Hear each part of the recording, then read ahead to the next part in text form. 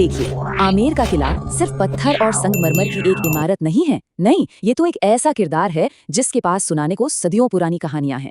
ये दीवारों के पीछे छिपे राज, बहादुरी और कला की एक जीती जागती दास्तां है। तो चलिए आज इस शानदार स्मारक के जीवनी के पन्ने पलटते हैं। हम इस कहानी को 5 दिलचस्प हिस्सों में समझेंगे। पहले जानेंगे कि इसे जयपुर का नगीना क्यों कहते हैं, फिर देखेंगे कि ये बना कैसे, इसके बाद चलेंगे इसके शाही महलों की भव्यता देखने, फिर सुनेंगे इसकी दीवारों में गूंजती कहानियां और आखिर में देखेंगे कि आज ये हमारे लिए क्या मायने रखता है। तो चलिए कहानी के पहले अध्याय से शुरू करते हैं।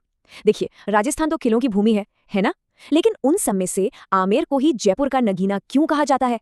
आखिर ऐसी क्या खास बात है इसमें? और यही सवाल आमेर की पूरी कहानी बयां करता है। ये एक ही वक्त में दुश्मनों के लिए एक अभेद्य किला भी है और अंदर रहने वालों के लिए एक सपनों जैसा खूबसूरत महल भी।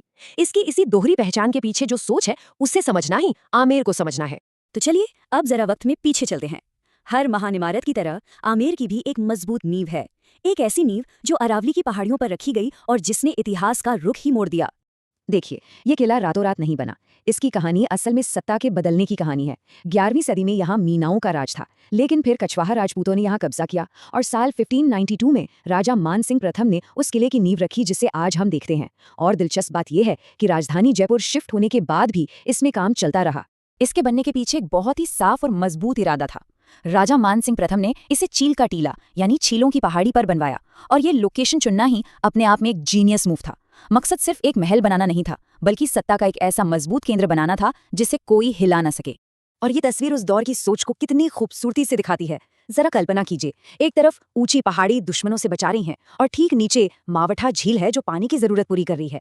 मतलब सुरक्षा और संसाधन दोनों का परफेक्ट कॉम्बिनेशन। ये उस जमाने की मिलिट्री इंजीनियरिंग का एक शानदार नमूना है। तो ठीक है, किले की बाहरी मजबूती तो हमने समझ ली, पर अब बारी है इसकी दीवारों के अंदर झांकने की, उस कला और शान शौकत को देखने की जिसने इसे एक महल बनाया। आमेर की वास्तुकला यानी इसका आर्किटेक्चर अपने आप में एक कहानी कहता है। ये कोई एक स्टाइल नहीं है, बल्कि राजपूतों की दिलेरी और मुगलों की नफासत का एक अद्भुत संगम है। ये सिर्फ पत्थर पे पत्थर रखना नहीं था, ये उस दौर के राजनीतिक रिश्तों और 2 महान संस्कृतियों के मेलजोल का प्रतीक है। किले को बहुत ही सोच समझकर 4 बड़े बड़े आंगनों में बांटा गया है और हर एक का अपना अलग काम था। सफर शुरू होता है जलेब चौक से, जहां सेना की परेड होती थी। फिर हम पहुंचते हैं दीवान आम में, जहां राजा अपनी प्रजा से मिलते थे। और जैसे जैसे हम अंदर जाते हैं, हम राज परिवार के निजी कमरों और आखिर में जनाना तक पहुंचते हैं। हर आंगन आपको एक अलग और ज्यादा प्राइवेट दुनिया में ले जाता है। और इस सफर में कुछ हैरान कर देने वाले आर्किटेक्चरल कमाल भी दिखते हैं। सूरज पोल, जो कि मेन गेट है, वो पूरब की तरफ है ताकि उगते सूरज की पहली किरणें उस पर पड़े। फिर आता है गणेश पोल, जिसकी बारीक नक्काशी और पेंटिंग्स आपका दिल जीत लेंगी। और हाँ, सुखनिवास, अरे ये तो उस जमाने की इंजीनियरिंग का चमत्कार है। यहाँ पानी की नालियों के ऊपर से बहती ठंडी हवा से पूरे हॉल को ठंडा रखा जाता था। सोचिए, एक तरह का नेचुरल एयर कंडीशनर। और फिर आता है शीश महल यानी आईनों का महल। सच कहूं तो ये जगह किसी जादू से कम नहीं है। इसकी दीवारों और छतों पर हजारों छोटे छोटे आईने जड़े हुए हैं। कहा जाता है कि अगर आप सिर्फ एक मोमबत्ती भी जला दें तो पूरा हॉल ऐसा जगमगा उठता है मानो आप तारों से भरे आसमान के नीचे खड़े हों। और शीश महल के पास ही कारीगरी का एक और बेजोड़ नमूना है, जिसे कहते हैं जादुई फूल। जरा सोचिए, संगमरमर के एक ही टुकड़े पर 7 अलग अलग डिजाइन इतनी सफाई से उकेरे गए हैं कि देखने वाला बस देखता रह जाए।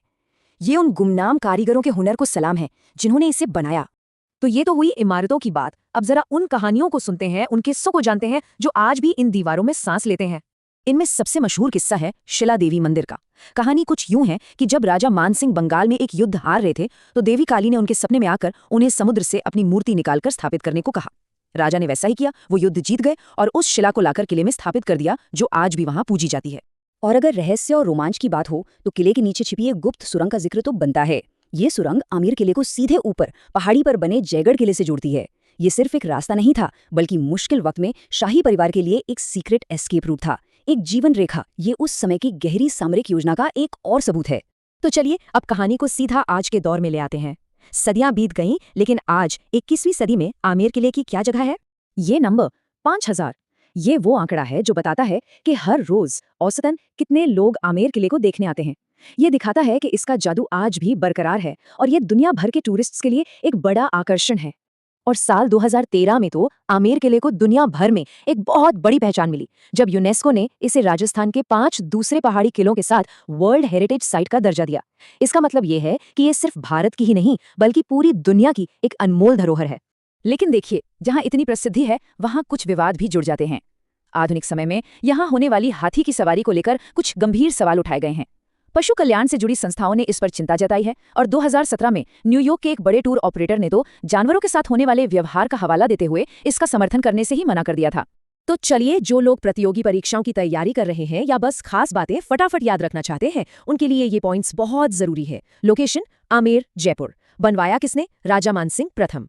कब बनना शुरू हुआ? 1592 में। और हाँ, ये एक यूनेस्को वर्ल्ड हेरिटेज साइट है। और अंत में ये सवाल सोचने पर मजबूर करता है। आमेर किला सिर्फ एक टूरिस्ट स्पॉट नहीं है, ये इतिहास का एक गवाह है जो हमें राजपूतों की बहादुरी, दो संस्कृतियों के खूबसूरत मेल और भारत की उस कभी ना खत्म होने वाली विरासत की कहानी सुनाता है, जो आज भी जिंदा है और हमें प्रेरणा देती है।